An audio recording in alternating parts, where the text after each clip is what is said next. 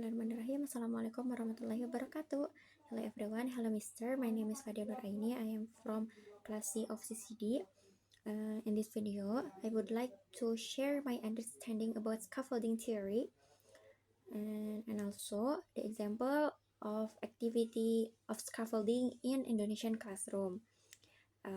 This video is provided to complete my CCD mid test. So, when we talk about scaffolding theory, we must know the foundation of scaffolding theory. So, the foundation of scaffolding theory stems from the zone of proximal development or ZPD and Berner constructivist theories from the 1950s. Scaffolding is a teaching method or strategy in which teachers provide support to students to help them reach their potential level of development in learning within the ZPD by guiding them from their current level of development to their potential level of cognitive development. So the teachers will help students master the material, internalize and develop language skills so that eventually students can complete their task independently at a higher level. This temporary support from the teacher is provided and gradually reduced as student abilities improve so that they can develop into independent learners.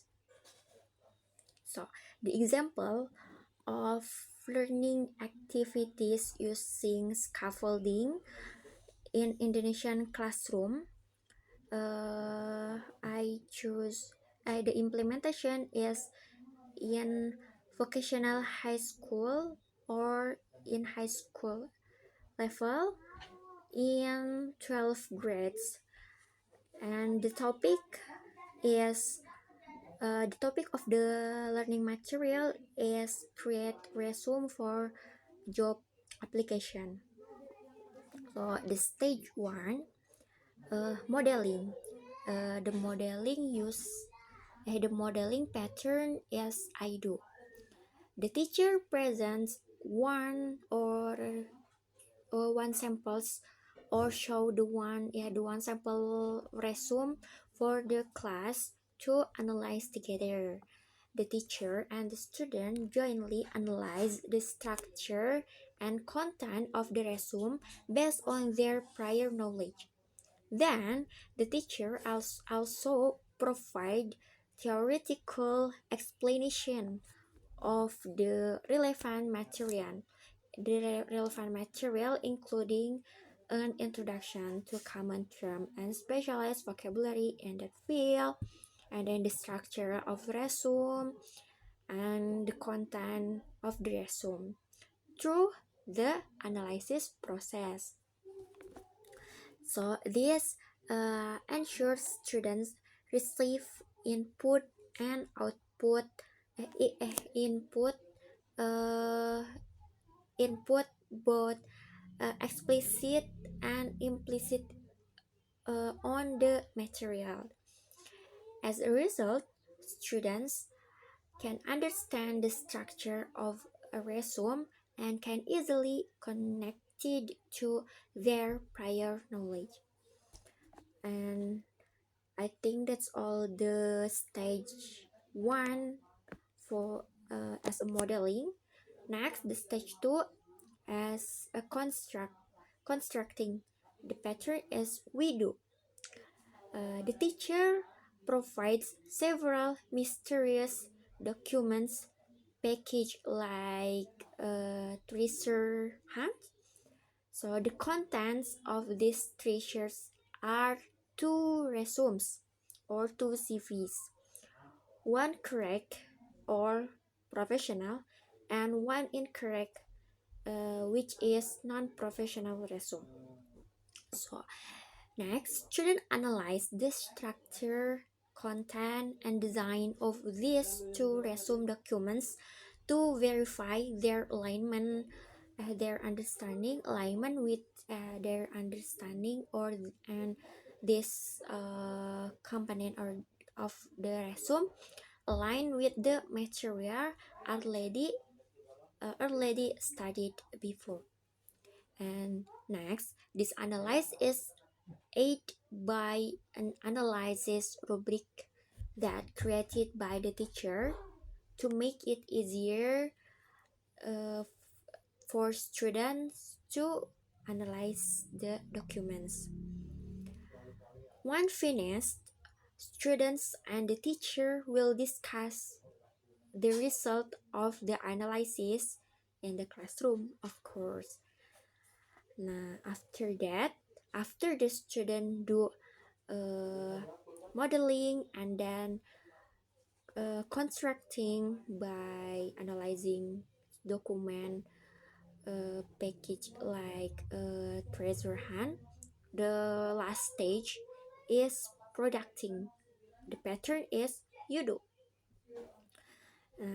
In this part, after the student analyze after the student do analysis activity, students will be instructed by the teacher to create their own personal job resumes based on template provided by the teacher.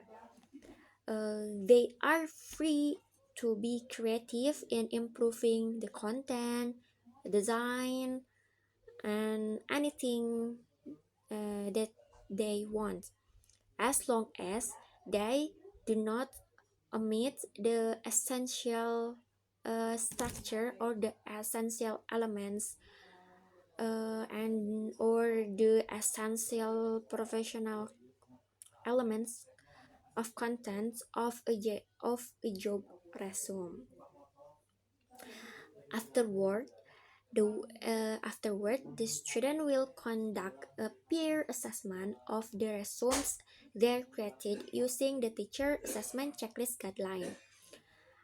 The teacher will provide general feedback at the end of the class, of course, and also specific feedback if any student need assistance during the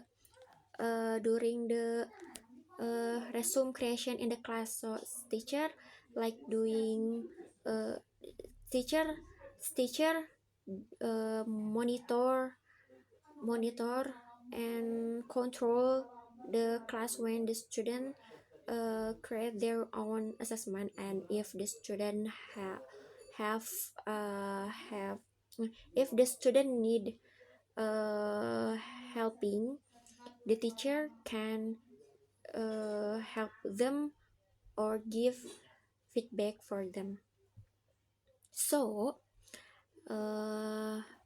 after that all, the teacher will then grade and will grade and evaluate students based on their individual resume, product, and also the peer assessment result. I think that's all the steps of activities scaffolding in vocational high school in Indonesian classroom. So the challenges and the solution that I faced, or that I analyze the challenges and the solution of for these activities when implementing in Indonesian classroom. There are 4 challenges and also 4 solution. The first one of challenges is the analysis in stage 2 and stage 3 of modeling and what is it, not modeling but constructing and producting, or we do and you do pattern. is time consuming because it requires strong analytical skill and a quick grasp of the materials. This is especially true when analyzing the two documents individually and creating one's own summary, which take a long time. Yet class time is severely limited by the available schedule from the school, right? If I'm not wrong, for high school, the time allocation for high school level is 45 minutes. I think it's a short time if to have long or many activities. So the solution is conduct stage 2 in groups to make the process easier and faster. This also fosters collaborative learning, allowing students to help one another if a classmate struggles with the task or understanding the material. For stage 3, the process can be done in process with two drafts created and reviewed during two meeting. So yeah, two draft for two meetings. So one meeting is one draft. And next, the second challenge is if done in groups, there will be a student who are dominant and active and another who are passive in contributing.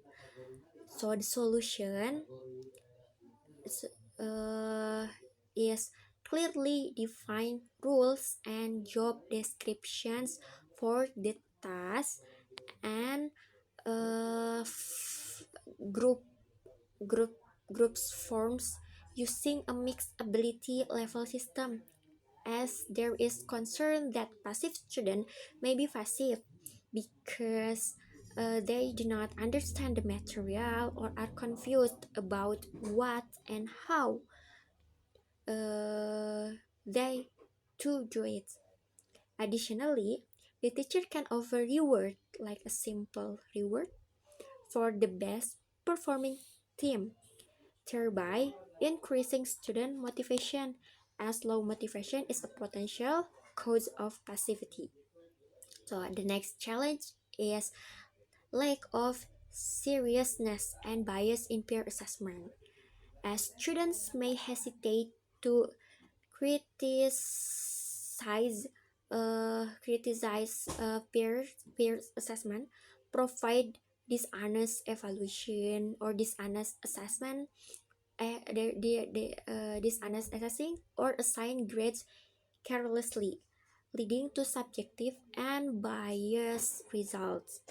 So the solution for this challenge is random peer assessment, where resumes are collected and distributed randomly so students do not assess their close friend or their best friends. An evaluator must not reveal whose resume they are assessing. This will minimize bias. And the last challenge is students struggle to create resumes even uh, the teacher uh, provide templates and example because they feel like relevant experience to include in work experience part for the example. So the solution is reframing students' identity using analogies that relate to their experiences.